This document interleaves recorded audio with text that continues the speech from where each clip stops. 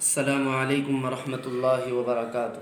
الحمدللہ وکفا وسلام علی عبادہ الذین اصطفیٰ، اما بعد فاعوذ باللہ من الشیطان الرجیم، بسم اللہ الرحمن الرحیم، واعتصموا بحبل اللہ جمیعا ولا تفرقوا، صدق اللہ العظیم۔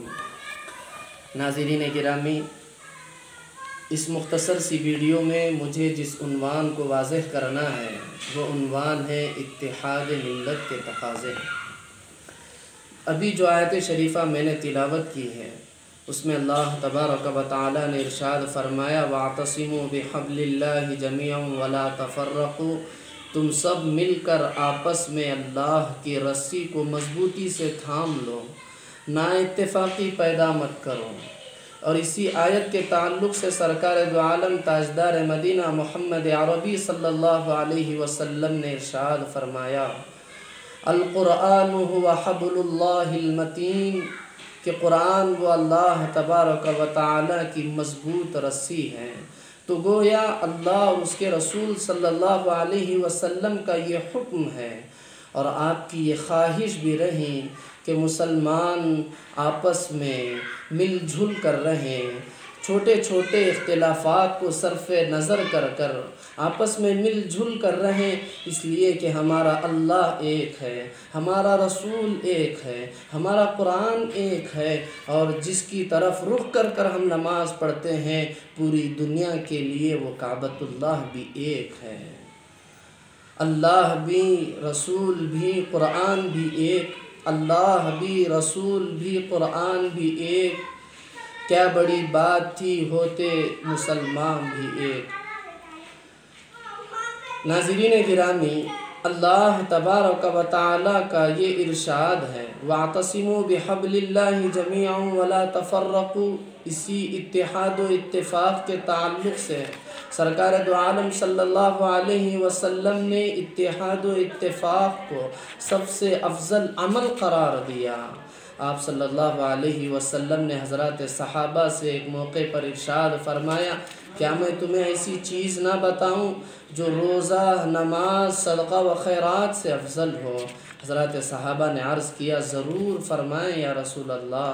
آپ صلی اللہ علیہ وسلم نے ارشاد فرمایا تمہارا آپسی اتحاد و اتفاق یہ سب سے افضل ترین عمل ہے، اس لیے کہ نا اتفاقی دین کو مونڈ دیتی ہے، جیسے اس طرح بالوں کو مونڈ دیتا ہے، ایک دم صاف کر دیتا ہے، ایسے ہی مسلمانوں کی آپسی لڑائی جھگڑے یہ دین کو ختم کر دیتے ہیں۔ جہاں اللہ کا دین ختم ہو جائے وہاں اللہ کی رحمت و برکت ختم ہو جاتی ہیں، اور معاشرے میں، سماج میں مسلمانوں کی ایک کثیر تعداد ہونے کے باوجود خس و خسار کی زندگی گزار رہے ہوتے ہیں۔ ناظرین گرامی، اتحاد و اتفاق ہمارے لیے اشہد ضروری ہے۔ کیا اختلاف ہے، کیا انتشار ہے، آج ہماری صفوں میں اتحاد نہیں، لیکن اللہ تبارک و تعالی نے اس امت کو اتحاد کے فارمولے بھی بہت دیے ہیں۔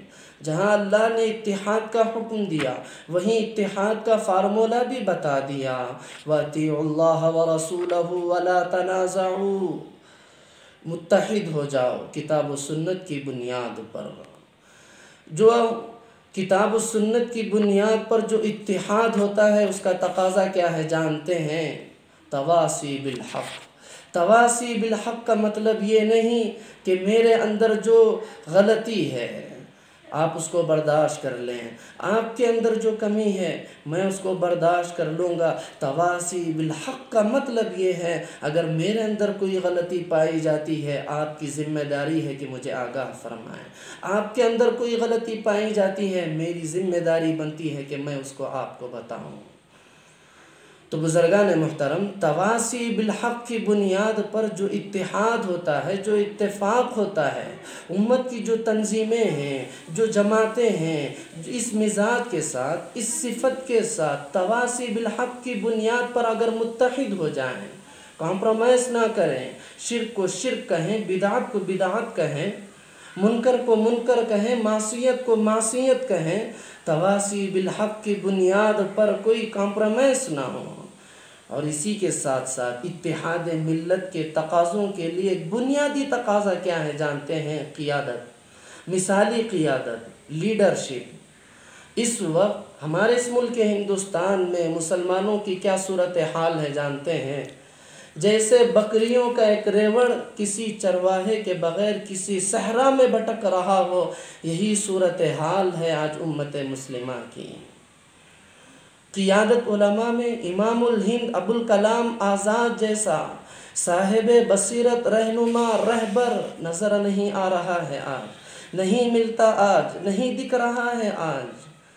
اور سیاست دانوں کی تو کیا بات کریں ہم، وہ کب سچے رہے ہیں، وہ کب امت کے ساتھ وفا کیے ہیں، پتہ نہیں۔ لطیفے کے طور پر کہا جاتا ہے کہ ایک شخص کا گزر قبر پر سے ہوا، اس قبر پر لکھا ہوا تھا کہ یہاں ایک ایماندار اور سیاستدان آرام کر رہا ہے۔ تو گزرنے والے شخص نے کہا کہ کیسے ظالم لوگ ہیں، ایک ہی قبر کے اندر دو لوگوں کو دفن کر دیے ہیں، کہ اس کے اندر ایک ایماندار بھی ہے اور سیاستدان بھی ہے۔ تو ناظرین گرامی، اتحاد و ملت کے تقاضے کے لیے ایک تقاضا یہ بھی ہے کہ امت مسلمہ کے لیے ایک عظیم قیادت ہو، ایک عظیم لیڈرشپ ہو۔ اور یہ بات بھی میں بتا دینا چاہتا ہوں، جو بھی اتحاد کی بات کرتے ہیں ان کے اندر دو ہی باتیں پائی جاتی ہیں، دو ہی تصورات ہیں اتحاد کے، کہ ہر بھائی کہ وہ جس مسلک کے ساتھ ہو، جس جماعت کے ساتھ ہو، جس جمعیت کے ساتھ ہو، وہ اس جماعت کے ساتھ رہے، وہ اس مسلک کے ساتھ رہے، لیکن آپس میں مل جل کر رہے۔ لوگ کہتے ہیں کسی کے مسلک کو چھیڑو نہیں اور اپنے مسلک کو چھوڑو نہیں، اس کی بنیاد پر ایک ہو جاؤ۔ اس کا نتیجہ کیا نکلتا ہے جانتے ہیں؟ اللہ قرآن میں بیان فرماتا ہے تحسبهم جميعا وقلوبهم شتى۔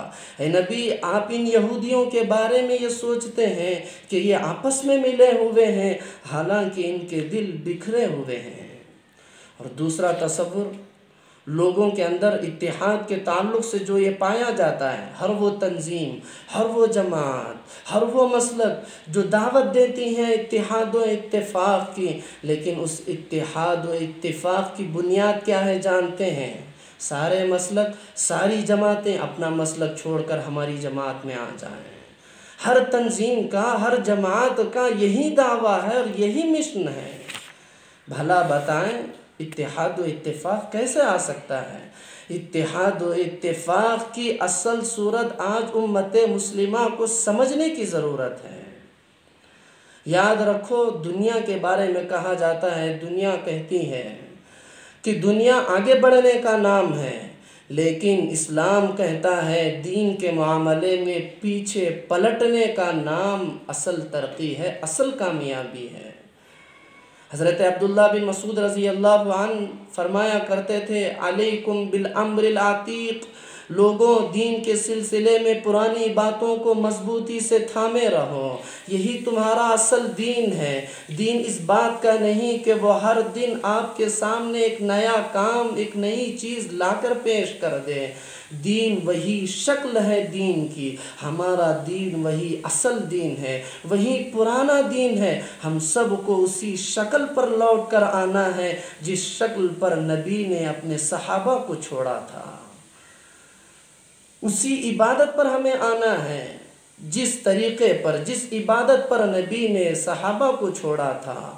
ہمارے تجارت کے اصول وہی ہونے چاہیے جو نبی نے حضرات صحابہ کو بتائے ہیں، ہمارے سیاست کے اصول وہی ہونے چاہیے جو نبی نے صحابہ کو بتلائے ہیں۔ اسی لیے امام مالک رحمۃ اللہ علیہ فرمایا کرتے تھے انما لن يصلح آخر هذه الامہ انما بها اولها، کہ اس امت کا آخری طبقہ راہ راست پر ہو نہیں سکتا، درست نہیں ہو سکتا جب تک کہ وہ اس راستے پر چلنا پڑے جس راستے پر اس امت کے اول طبقے نے چلا ہو۔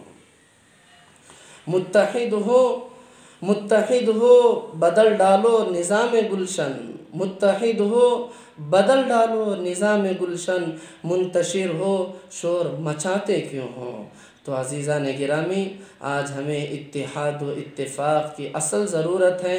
ہم تمام کو چاہیے کہ ان تقاضوں پر عمل کرنے کی اللہ ہمیں توفیق نصیب فرمائے، آمین۔